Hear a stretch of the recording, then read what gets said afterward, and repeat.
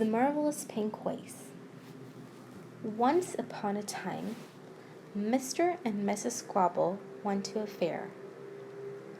Mr. Squabble spent 6 pence on hoopla and tried to throw wooden rings over the things spread out on a table. Mrs. Squabble spent 3 pence, and she was very lucky.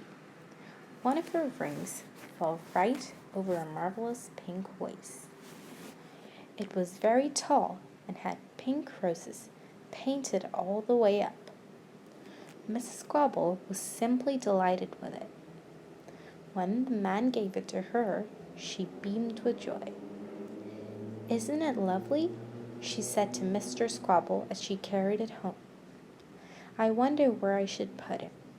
Now, Mr. Squabble only liked vases when they were put so high up on the shelf or bookcase that he couldn't knock them over. So he made up his mind that he would say the vase would look fine on top of the grandfather clock. When they got home, Mrs. Squabble put the pink vase down on the table and looked round her parlor. "Now, where shall I put it?" she said. "It must be some place where everyone will see it, because it really is beautiful." "Well, my dear, I should put it on top of the grandfather clock," said Mr. Squabble at once. "On top of the clock?" said Mrs. Squabble in surprise. "What a silly place! You never put anything on top of grandfather clocks." "Well, why not?" asked Mr. Squabble. "It would be quite a new place. I should love to see it there. Then, whenever I look to see the time, which I do quite 20 times a day, I should see the vase. It's a marvelous place." "Well, I don't think so," said Mrs. Squabble firmly.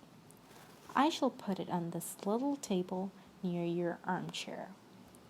Mr. Squabble looked on in horror as he watched Mrs. Squabble put the vase on a rickety little table near his chair. He knew quite well that the first time he reached out for his pipe, he would knock the vase over. "Now, my dear," he said, "that's a foolish place. Only a woman would think of such a silly place." "Oh, how dare you say such a thing like that?" cried Mrs. Squabble. "Just because I didn't like the top of the grandfather clock." "Well, if you don't like that, what about putting the vase safely up there on the shelf, beside the radio?" asked Mr. Squabble, trying to speak in a nice, peaceful voice.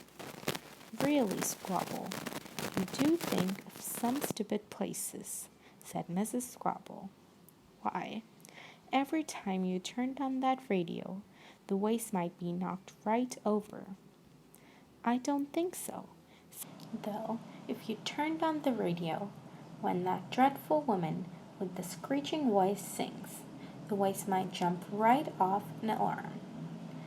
"I'll put the vase on the mantelpiece," said Mrs. Squabble. But that didn't suit Mr. Squabble at all. "I shall knock it over when I reach up for the matches," he said. "Clumsy person," said Mrs. Squabble. "Indeed, I'm not," said Mr. Squabble. "Why?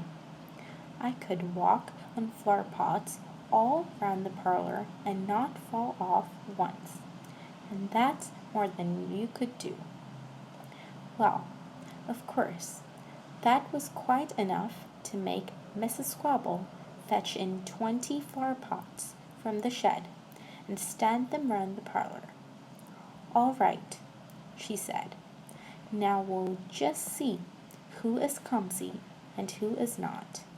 You start walking on the flower pots that side, and I'll start walking on them this side, and whoever falls off first has lost. The other one can choose where to put the pink vase. And let me tell you this, Squabble, that I shall win without any doubt at all." The two of them started to walk on the upturned flower pots. They did look silly. Round the parlor they went, and round, neither of them falling off, for they were being very, very careful. And then the cat jumped in at the parlor window, and made both Mr. and Mrs. Grobble jump so much that they fell off their flower pots at the same time, and fell crashed against the little table. The pink vase was there. It wobbled, it fell over, it rolled off the table, it tumbled to the floor with a bang, and it smashed into 100 pieces. The cat sat in a corner and washed itself.